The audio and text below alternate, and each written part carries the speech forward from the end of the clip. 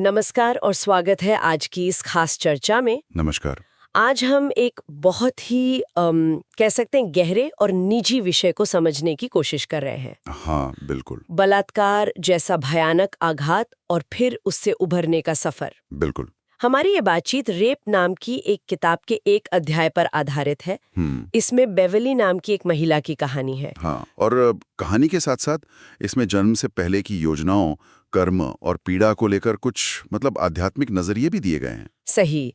तो ये स्रोत अपने आप में काफी परतदार है, जैसा आपने कहा। बिल्कुल। इसमें बेवली की आप बीती तो है ही, फिर जन्म से पहले जीवन की योजनाएं, कर्म का सिद्धांत, ठीक होने की अलग-अलग प्रक्रियाएं और साथ में पमेला, येशुआ, एरन जैसे कुछ आध्यात्मिक सलाहकारों के जरिए मिली व्याख्याएं भी शामिल हैं। अच्छा।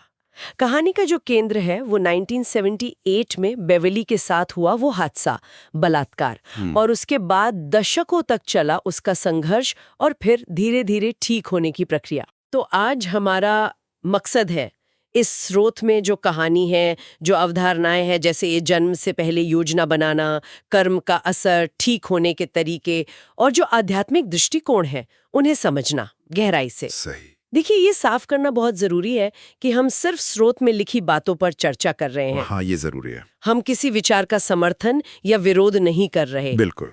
ये विषय और इसमें दिए गए कुछ विचार वो संवेदनशील हो सकते हैं। बिल्कुल हो सकते हैं। तो हम पूरी सावधानी और सम्मान के साथ बात करेंगे। एकदम।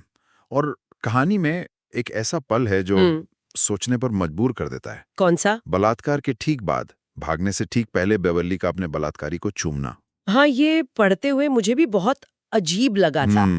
हाँ, ये एक ऐसी घटना है जिसे स्रोत एक गहरे, शायद जन्मों पुराने जुड़ाव से जोड़कर देखता है। सही। इस पर हम आगे बात करेंगे। ठीक है। चलिए पहले बेवली की कहानी जानते हैं, क्या हुआ था उस रात। बात है 1978 की गर्मियों की। बेवर्ली 20 साल की थी, कॉलेज से घर आई हुई थी और ह्यूस्टन के एक डिस्को में अपने दोस्तों गैरी और एमी के साथ गई थी। ओके। वहां उसकी मुलाकात स्टीव नाम के एक आदमी से हुई। वो खुद को क्लब का मैनेजर बता रहा था। अच्छा। देर रात जब बेवर्ली जाने लगी तो स्टीव ने उससे झूठ बोला, कहा कि उसके दोस्त चले गए हैं ओह। और उसे अपने दोस्त जॉन के साथ चलने को कहा।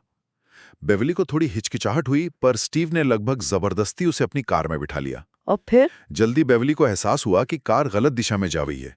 वो घबरा गई। जाहिर है।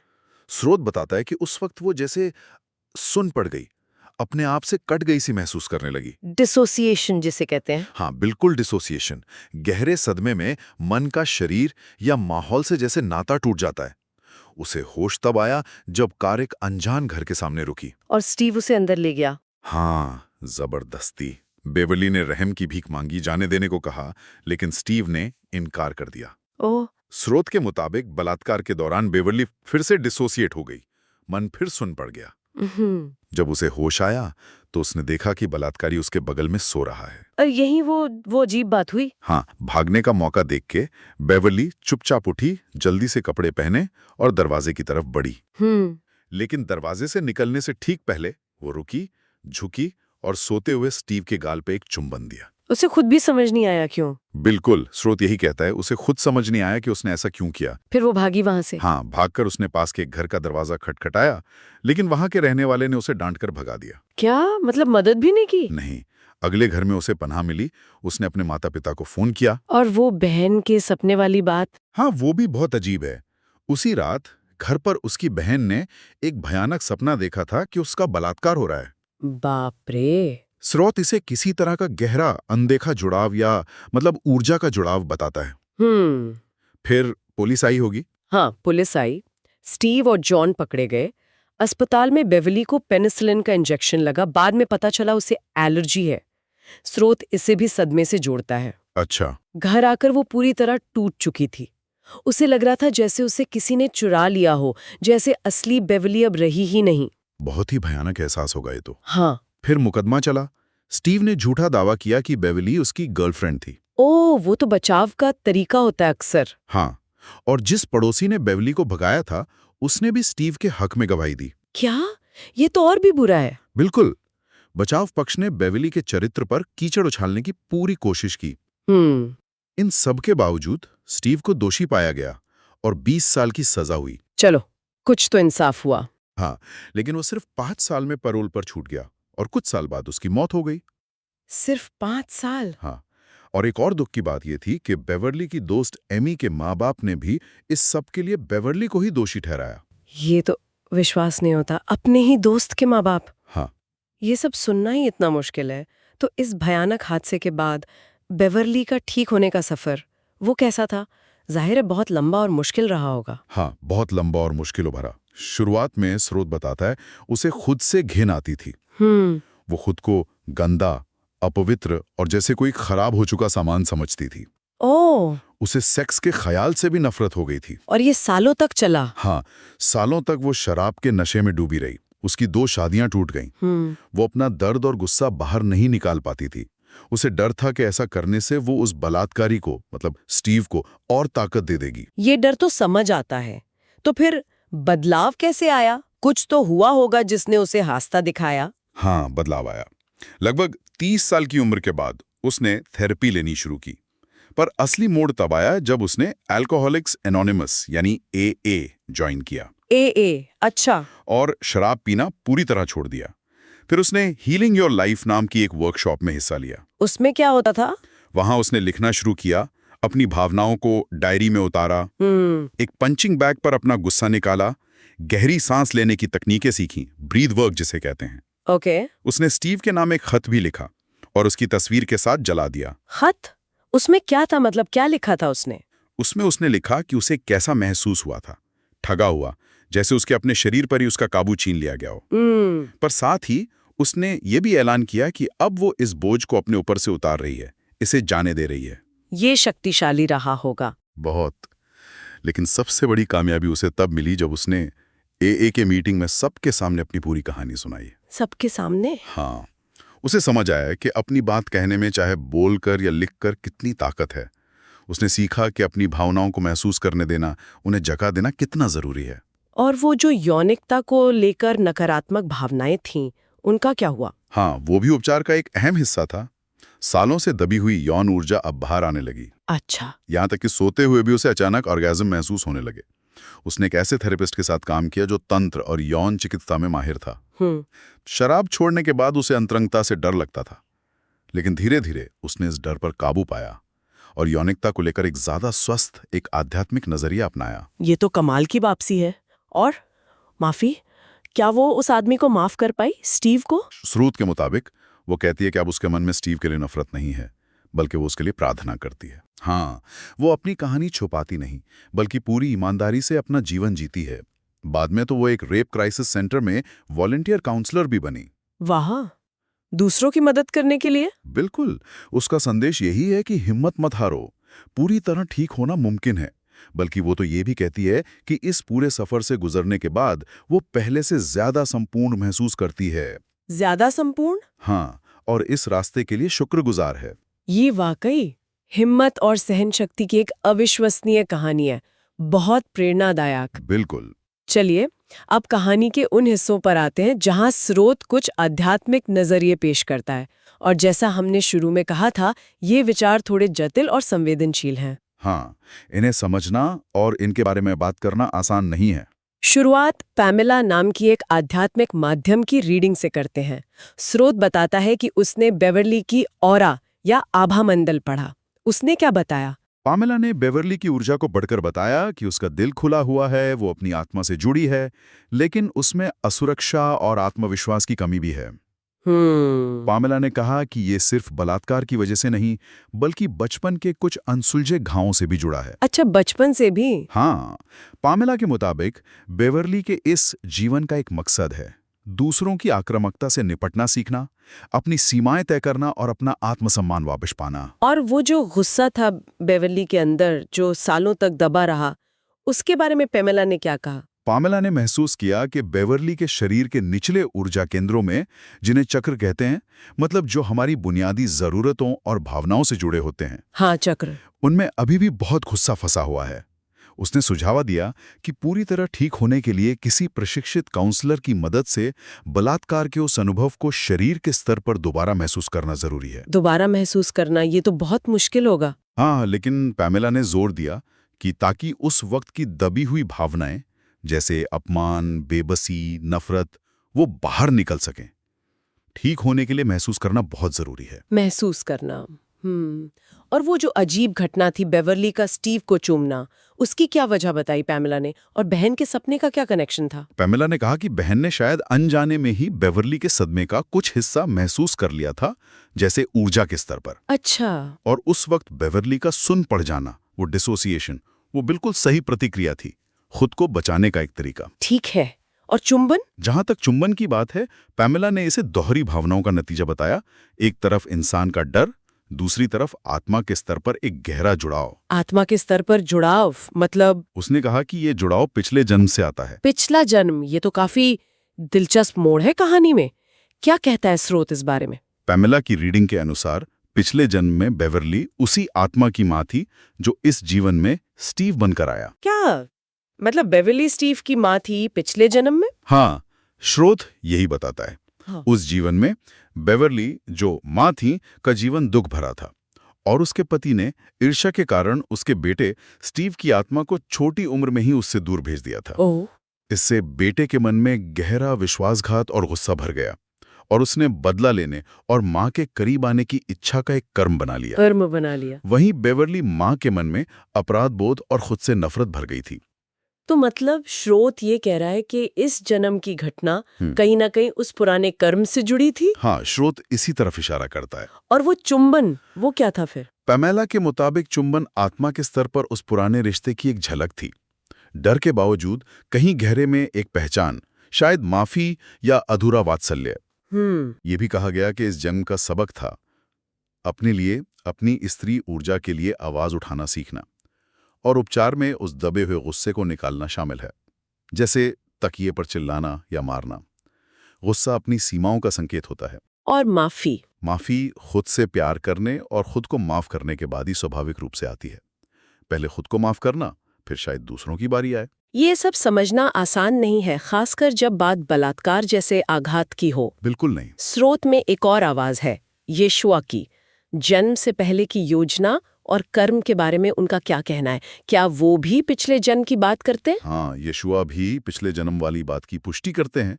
वो कहते हैं कि माँ बेटे के बीच का वो अनसुलझा दर्द और गुस्सा ही इस जन्म में इस भयानक मुलाकात की वजह बना। अच्छा। उन्होंने भी चुंबन को आत्मा के स्तर की माफी या माँ वाली भावना से जोड़ा, लेकिन यीशुआ एक और परत जोड़ते हैं, जन्म से पहले की योजना। जन्म से पहले की योजना मतलब ये घटना प्लान की गई थी? नहीं, घटना नहीं, बल्कि उसकी संभावना।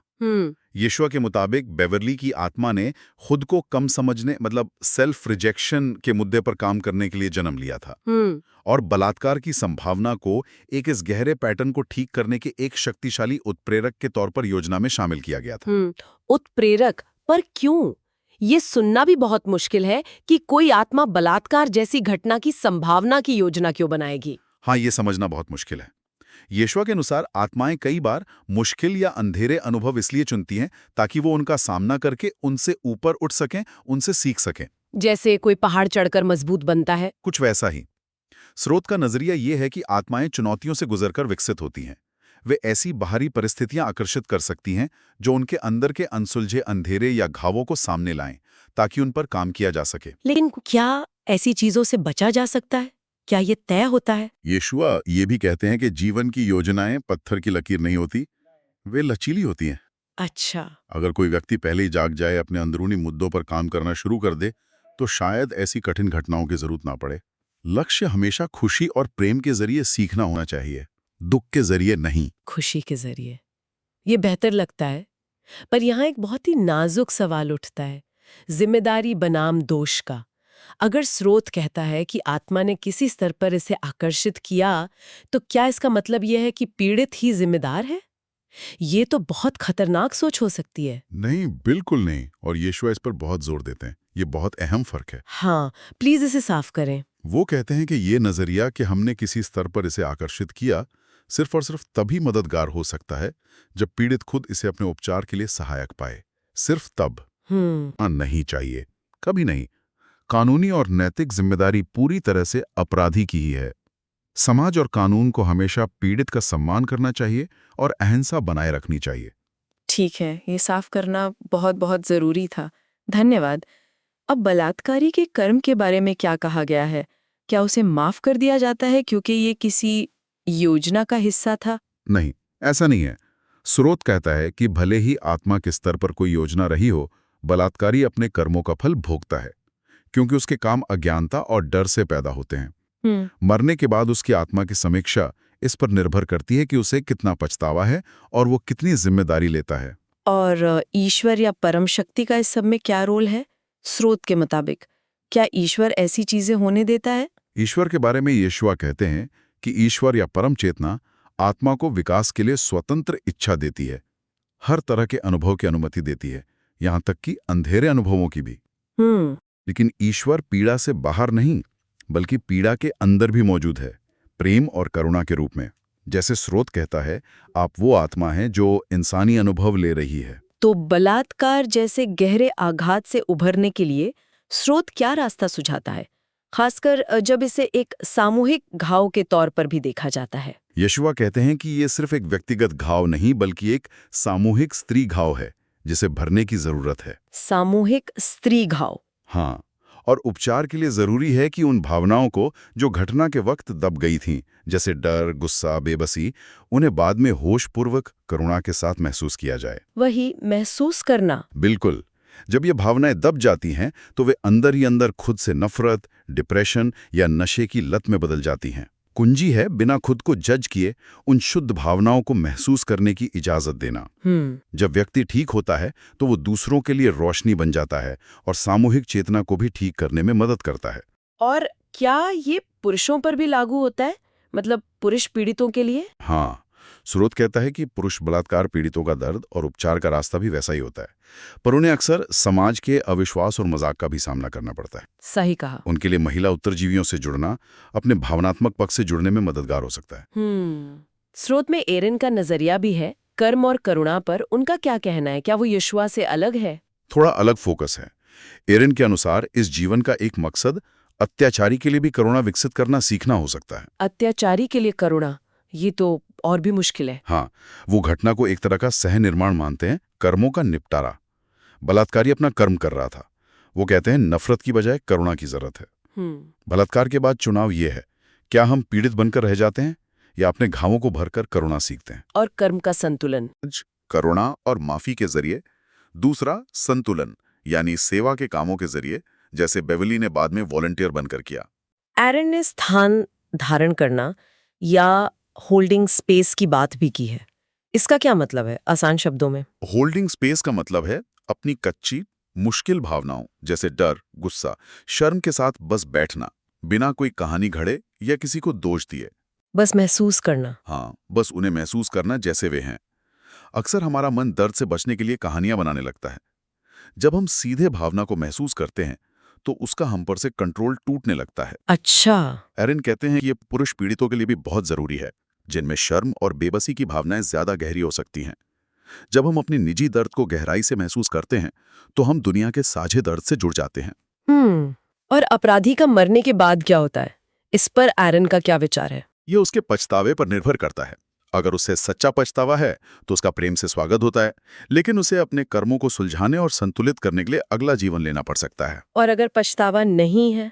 अगर उसे पछतावा नहीं है तो भी प्रेम तो मौजूद रहता है, पर वो उसे महसूस नहीं कर पाता और तब तक अपने ही बनाए अंधेरे में फंसा रहता है जब तक वो सच्चाई को स्वीकार न कर ले। आखिर में स्रोत में स्टेसी के गाइड की बातें भी हैं। उन्होंने बेवली की योजना का क्या कारण बताया? कुछ अलग था। थोड़ा अलग एंगल था। उनके मुताबिक बेवली ने पिछले कई जन्मों में जवाब हमेशा बाहर खोजे थे।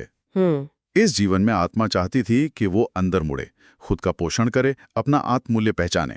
अच्छा। बलात्कार ने उसे ऐसा करने पर मजबूर किया, अपने भावनात्मक स्वास्थ्य पर ध्यान देने के लिए प्रेरित किया। और माँ बाप का रोल? गाइड कहते हैं कि उसके माँ बाप ने भी अनजाने में, मतलब जन्म पूर्व समझौते के तहत, उसे वो भावनात्मक सहारा नहीं दिया ताकि वो खुद अपनी ताकत खोज सके। चुनौती थी बलात्कारी के लिए भी करुणा खोज पाना। और स्टीव के बारे में क्या कहा? अगर बेवरली गुस्सा रखती तो क्या होता? गाइड बताते हैं कि स्टीव का पैटर्न था बहुत ज्यादा सोचना, अपने कामों को सही ठहराने के लिए कहानियां गढ़ना और खुद को प्यार के काबिल न समझना। वो बौद्धिक स्तर पर समझता था पर भावनाओं के स्तर पर नहीं बदल पा रहा था।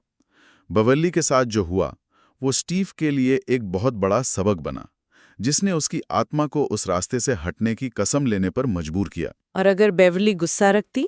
अगर बेवरली गुस्सा और नफरत रखती तो वो कर्म के बंधन में अगले जन्म में भी स्टीव से जुड़ी रहती। बेवरली के माफ कर देने और आगे बढ़ जाने से वो चक्र टूट गया। वो चक्र टूट गया।